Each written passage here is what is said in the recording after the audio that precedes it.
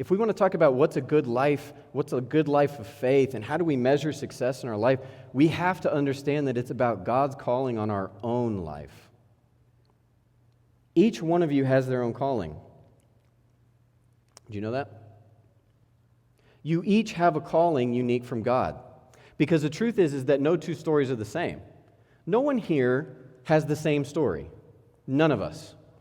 You can think of the person that you're most like in your whole life, and even them, you're miles and miles apart.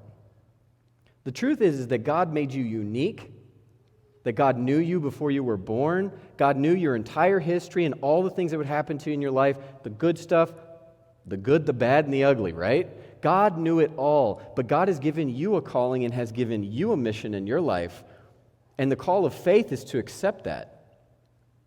Maybe it's winning, but maybe it's losing sometimes. You see? When I get to the end of all things, when I get to meet Jesus face to face, one, I got a lot of questions, okay? Like a lot.